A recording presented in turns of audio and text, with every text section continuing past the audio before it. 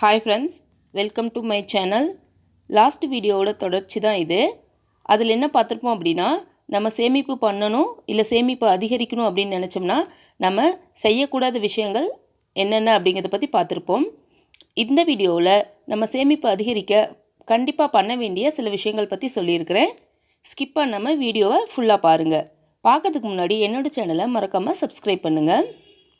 நம்மளில் நிறைய பேரோட எண்ணம், யார் ஒருத்தர் நிறைய சேலரி வாங்குகிறாரோ அவங்கக்கிட்ட தான் பணம் நிறைய இருக்கும், அவங்க தான் பணக்காரங்க அப்படின்னு நினைக்கிறோம். அந்த எண்ணம் முற்றிலும் தவறானது.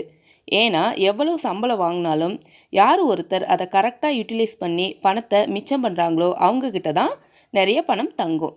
உதாரணத்துக்கு ஒருத்தர் 50,000 சேலரி வாங்குறாரு அப்படின்னு வச்சுக்கோங்களேன். ஆனால் அவர் மாதம் 60,000 செலவு பண்ணுறாரு. அதே இன்னொருத்தர் 30,000 சேலரி வாங்குறாரு, ஆனால் அவர் மாதம் 20,000 தான் செலவு பண்ணுறாரு. இப்போ இதுலேயே உங்களுக்கு புரிஞ்சிருக்கும் இதில் யார்கிட்ட பணம் நிறைய இருக்கும் அப்படின்னு. அதனால் நம்மளோட எதிர்கால தேவைகளை பூர்த்தி செய்ய போதுமான பணத்தை சேமிக்கிறது ரொம்ப அவசியம். இதை எப்படி சேமிக்கலாம், அதுக்காக என்னென்ன விஷயங்களை கண்டிப்பாக பண்ணணும் அப்படிங்கிறத பற்றி பார்க்கலாம் வாங்க.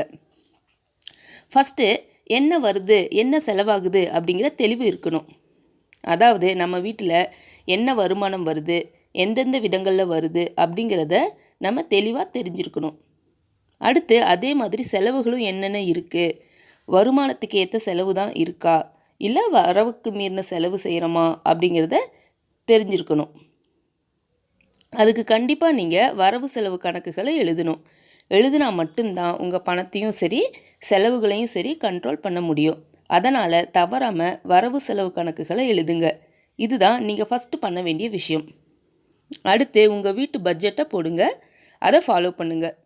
இந்த பட்ஜெட் எப்படி போடுறது, எதுக்கு போடணும் அப்படின்னு நினச்சிங்கன்னா அது ஒன்றும் இல்லை, உங்கள் செலவுகளை எழுதி அதுக்கான பணத்தை ஒதுக்குறது தான். அதை ஃபாலோ பண்ணி நீங்கள் ஒதுக்குன அமௌண்ட்டை விட அதிகமாக செலவாகாமல் பார்த்துக்கணும்.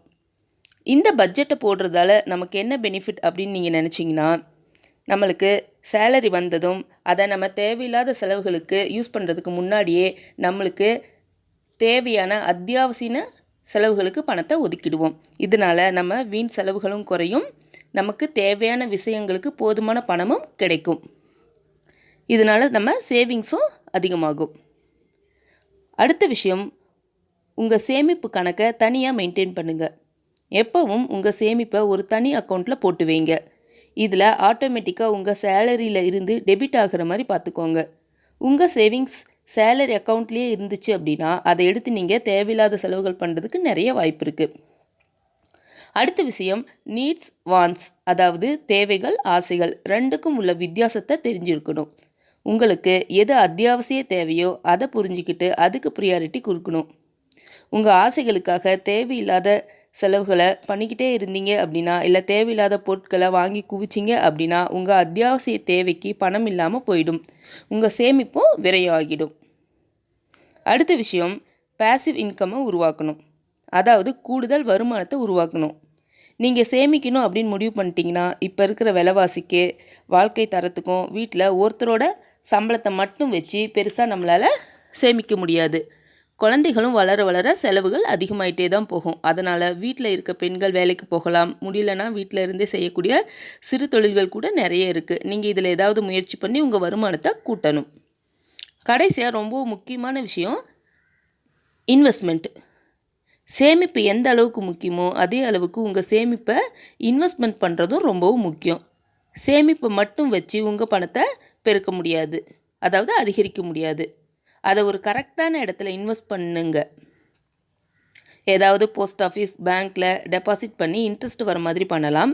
ஷேர் மார்க்கெட்டில் இன்வெஸ்ட் பண்ணலாம், பணமும் க்ரோத் ஆகும், டிவிடெண்ட் மாதிரி ஏதாவது கிடைக்கும். உலகத்தோட முதலீட்டு சாம்பியன் வாரன் பஃபட் அவர்களே என்ன சொல்லியிருக்காரு அப்படின்னா, நீங்கள் தூங்கும்போது பணம் சம்பாதிக்கிற ஒரு எளிய வழியை கண்டுபிடிக்கல அப்படின்னா நீங்கள் சாகிற வரைக்கும் உழைச்சிக்கிட்டே தான் இருக்கணும் அப்படின்னு சொல்கிறாரு. அதனால் நண்பர்களே, ரிட்டையர்மெண்ட் காலத்துக்காகவும் பிளான் பண்ணி இப்போவே ப்ராப்பராக இன்வெஸ்ட்மெண்ட் பண்ணுங்கள். முடியாத காலத்தில் அதை வச்சு சந்தோஷமாக இருக்கலாம். ஓகே ஃப்ரெண்ட்ஸ், இப்போ நான் சொன்ன இந்த 6 விஷயங்களில் மனசில் வச்சு உங்கள் சேமிப்பையும் இன்வெஸ்ட்மெண்ட்டையும் பெருக்குங்க. வாழ்க்கையில் சந்தோஷமாக இருங்க. நன்றி, வணக்கம்.